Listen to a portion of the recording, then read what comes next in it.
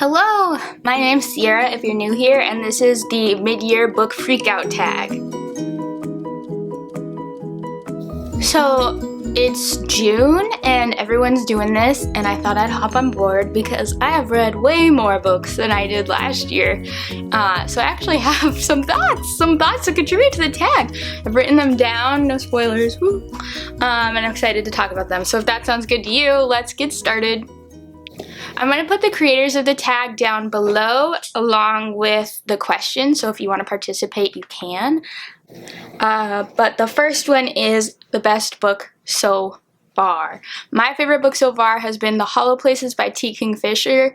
And as I was writing this, I have none of these books. A lot of them I either rented on my Kindle through the Libby app, or sold on Pango Books, or borrowed.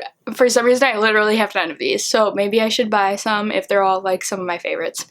But The Hollow Places by T. Kingfisher was awesome. It's technically like a horror, maybe like a speculative horror. It's about a woman who is kind of in a down on her luck phase in her life, and she goes to take care of her uncle's like oddities museum, and it's so fun, but then it's also super creepy, and I just thought it was so cool. I think it's like a portal fantasy horror, portal horror. I don't really know how I would describe it. I didn't think it was scary, but it was definitely, I see how it could be scary, and it was definitely some very sinister things throughout the book, but it was so cool, and I loved it so much, and that was definitely my favorite book that I've read so far. Okay, my most anticipated relief is from the Wayward Children series, which is by Sheenan Maguire, yeah, right? It is so good. I've read, I think, almost all of them in this year. I think I started it at the beginning of the year, which is funny to think about because I feel like it was a really long time ago. I've been listening to the audiobooks nonstop. Every time the next one is done, I just rent the following one from the library, and I'm like, let's go. So the one I am most anticipating is Lost in the Moment and Found. It is the 9th one, I think, to come out. I'm currently reading Where the Drowned Girls Go right now, and it's so good, and if I had finished it by the time I was making this video, I think it would be up there with one of my favorites, but I haven't finished it yet, so I haven't counted it yet. But the next Wayward Children's book is definitely what I want to read next. It's so cute. If you don't know what it's essentially about this idea that children can go through doors and enter other worlds.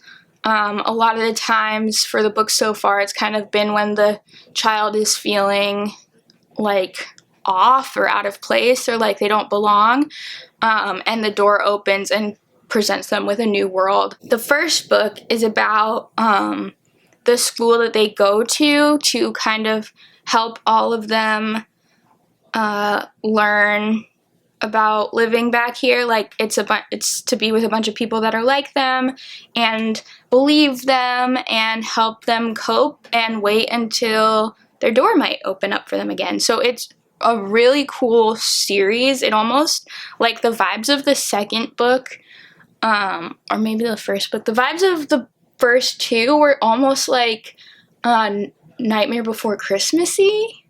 It was like sinister but magical and like fun. I don't know, I've just been loving them so far. Even if one of the books is kind of like meh, there were a couple that I was like, oh, okay, that was good, decent. I'm just like, doesn't matter because there's like 17 of them, so I'll just keep going. But yeah, the next book in that series is definitely the one that I'm excited to read next. My biggest disappointment of the year was The Bride Test. It was the second book following The Kiss Quotient, and last year I read The Kiss Quotient. Was it last year? I think last year I read The Kiss Quotient, and I loved it. It was so good. I loved the representation. I thought the characters were believable. I liked that they had more than just like one thing going for them. And then partially this was my mistake because I thought that the second book would still be following them, and it was about a totally different set of people. So that I was already like, oh, I really loved the people from the first book, and then this book, it was not them. And I still thought it was a good story. I definitely liked the second half of the book more than the first half. Ultimately, it just like didn't live up to the first book for me, so I was kind of like, womp womp. Yeah, that's all I got to say about that one. The most surprising book I've read so far, I feel like you can interpret this question a couple different ways, but the most surprising book for me was My Dark Vanessa. As we're talking, I'm going to look up who the author is because off the top of my head, I don't remember. But it was the most surprising because it, like, wasn't on my list at all. I was just scrolling through. I don't even remember why I picked, like, I don't even remember how I found this book. Maybe it was, like, a free Kindle read, like Kindle Unlimited or something, and so I grabbed it, and oh my god, like, it was such an anomaly, because I literally, like, ordered it, read it immediately, which I never do, because I usually have, like, 17 other things I want to read, finished it in 2 days, 1 day, really, because I, like, stayed up, downloaded it at, like, 8 o'clock at night, and read it until, like, 1 in the morning, and then woke up the next day and read it all the next day, and it was so good. It's by Kate Elizabeth Russell. I don't even know if she's written anything else, because I should read it. Okay, anyway, it was so good. It was so real. It was dark, hence the title. And it just really helped you. You were just so in this girl's head. You felt for her so hard. And essentially it's about a young girl who is feeling pretty alone, and unfortunately her high school English teacher is a pedophile and a predator and notices that and starts grooming her, and it's kind of her being like, well, groomed definitely, and it's like present day and during high school, and like how she feels about it now versus how she felt about it then, and how she's like, well, I must be really special, but also I don't think I feel good when this happens, and like, so it was just like, oh my god. So every trigger warning you can think of, but it was so well written. And it was like, I couldn't stop reading it. I kept saying, like, I think I need, like, a little bit of a break. Like, this is a lot emotionally. And I was like, nah, I'm just gonna keep going. It was amazing. If that sounds like something you'd be interested in, I would highly recommend reading it. Oh my god. And as a little high school hipster who was obsessed with Lolita, having all the references to Nabokov in there was just like, oh my god. So yeah, obsessed. Okay, I'm gonna need to start blasting through these because I've been talking for a long time and we've only covered 4 questions. Okay, so the best sequel so far, again, the Wayward Children series, Beneath the Sugar Sky was the one where they go to like the whole Candyland world, and it was the cutest thing ever. Like, I don't think that I cared too much about the story itself, but just this world was the cutest freaking nonsensical thing I've ever seen in my life, and I loved it. And I should probably just buy these books so that I can have them, because I don't have any of them. I have none of them. Because I listen to them on audio, and they're really good on audio. Highly recommend on audio, and they're such a fast read because they're like all usually under 200 pages. But audio, I just like, it's like 4 hours long, so a couple days back and forth to work and I've read the whole thing. It's so good. The next question, though, we're gonna keep going. Just keeping on repeating myself, my new favorite authors, I have 2. T. Kingfisher, who wrote The Hollow Places, and Seanan McGuire, which every time I say, I know it in my head, and then I question myself as I'm saying it out loud. 2 new favorite authors. I feel like saying that for about T. Kingfisher is kind of silly because I've read just The Hollow Places, just one, but I just know I'm going to like the other ones, and I started the Twisted ones, and I want to keep reading it, and I just love the vibe so much that I'm gonna say maybe it's like I'm anticipating that there'll be a new favorite author because it was so good. But Sheenan McGuire, I've read like a bunch now. Is it Sheenan? Maybe it's Sheenan. What am I saying? What am I saying? I've read a bunch of those now, so I definitely love her. I think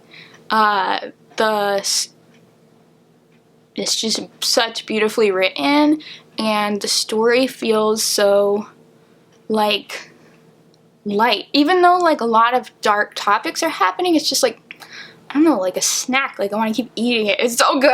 It's so good. My new favorite character is also from the Wayward Children series, and that's Cora.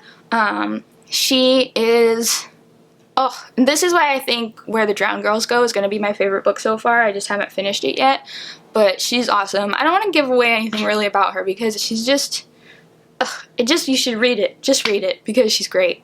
Just read it. And like, I'm also like every single character from this book. Like Sumi is amazing. Like all of them. I love all of them. I love all of them. A book that made me cry again is My Dark Vanessa. It was just so freaking gut-wrenching. There were a couple moments at the end where, I'm not gonna talk about it. But you can guess because I've talked a little bit about what it's about. It's a pretty heart-wrenching story. And it's pretty confusing because you're in the head of a 16-year-old who thinks that she's in love. 14-year-old, and she's not. It's not love. And it's a lot. That one definitely made me cry, but I think that's the only one that made me cry. I think so. Okay. I think we're halfway. We're halfway through-ish. Look, you got it right here. That's why I keep looking right there. I don't have a favorite reread because I rarely reread books. Off the top of my head, I can't even think of one that I've reread. So I'm going to say none right now, but maybe it'll be a thing I start to do. But I barely even rewatch movies. Like, I just want a new story, and then I'm kind of done with it. So we'll see. We'll see if I get more into rereading. A book that made me happy is that first book in Every Heart a Doorway. Every Heart a Doorway, it was just so good, and I had never read any of them before, so it was all brand new, and I loved it a lot. It was so good. The most beautiful cover. This is hard because covers are easily my favorite thing about a book. That's so dumb to say. I just love the art. A Dowry of Blood. What's the author's name? I read A Dowry of Blood this year, and I liked it. I thought it was really, really pretty to listen to. I listened to that one. I didn't read it physically. But the cover is gorgeous. And it might have a new cover now, but I like the cover of the one that I had. Something I need to read by the end of the year. Look, I actually have books this time. I've got books. A billion. I made a list of 22 books that I want to read in 2022, and I've read like 4 of them. Why? I don't know. Because I can't like stay on a goal to save my life. But one is Pachinko by Min Jin Lee. My mom read this and she was obsessed with it, and I just know it's probably going to be amazing, but it's like so long that I've been intimidated to start it. And there's a series on Apple TV of it, so that's like more motivation for me to read it. But I haven't yet. And then No Exit. Everybody in the planet's read this, except for me. Taylor Adams. I just got this off Pango Books for like $1, so I'm super excited. And it's like, it's just like one of those small little books, and you're just gonna be like, I feel so cool reading this old looking book.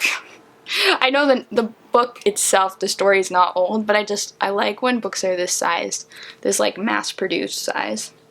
And like, I know you usually want to buy new books, but I just kind of like how like beaten up this one is. Just kind of fits the vibe of the story. And it's another show. It's gonna be a movie, or it is a movie or something, which again, motivation. I need to read it before everybody tells me what it's about. Other things like that is Behind Her Eyes. I just ordered because my friend said the TV show is so good, and I was like, girl, that's a book first, so I have to read the book first. And then I can watch the TV series. And then there's just so many. There's just so many. I literally have a million. IQ 84 is on my, like, books that I want to read before I die list. It's been on there since I was in high school. I've been wanting to read that, and I just never have. So yeah, there's a million. There's a million books I want to read. And I should get to those. A genre I'm really loving, if you haven't been able to tell, is Portal Fantasy. I'm categorizing Hollow Places in there too because it was a Portal book. And I'm realizing that I think I really, really like that idea. My favorite book of all time is House of Leaves. I read it in high school, and it's been really exciting to see it getting hyped up on BookTube lately, and because I freaking loved that book so much. But that was kind of like a Portal fantasy horror. And A House at the Bottom of the Lake is kind of Portal-y-ish, right? And that was another one of my favorite books. I think that was my favorite book last year that I read. And so I'm just realizing that that is a category that I love. And now that I know that, I can, like, find more. Because obviously the Wayward Children series is a Portal fantasy because they're going through doors all day long. And Hollow Places, she ends up in another world. It's my favorite, and I want to read everything. So if you have a Portal fantasy or a Portal horror, really, like, I prefer more the, like, horror-y-ish speculativeness of all of that. If you have a suggestion, let me know, because I'm really loving those lately. A book I haven't read yet that I want to, lines up with, again, all the books that I said I need to read by the end of the year. Pachinko I've been wanting to read forever, so I think that's one that I really just need to get over how long it is and just start reading. But we'll see. And then my favorite video I've made this year is, I haven't made that many actually, but the only other book focused video that I have out right now is Best Books I Read in 2021. So I've read way more books than I read last year. I think I read about 15 last year, and it's just ranking all of those, and that was really fun to make. So if you want to watch that, I had a good time. And then book community members that I've been loving lately, there's a bunch. I mean, you've got my, like, main people, which are, like, Books and Lala, Kayla. She's the one that, like, got me into this whole thing. And Gavin, or How to Train Your Gavin. Someone that I've been watching a lot lately that I just found is Katie Coulson. And then another person who seems really sweet and I'm liking their videos so far is Kendall from Bookphoria? Bookphoria, yeah. My handwriting looks like it says Bookphobia. That's not what it is. Bookphoria. Those are some people that I really like, but I'm literally watching everybody that I ever come across, and my battery is flashing at me. So, thank you so much for watching. Sorry for the quick wrap up. Hope you enjoyed the video. Tell me what I should read. Tell me what you're loving that you read, and I will see you next time. Bye.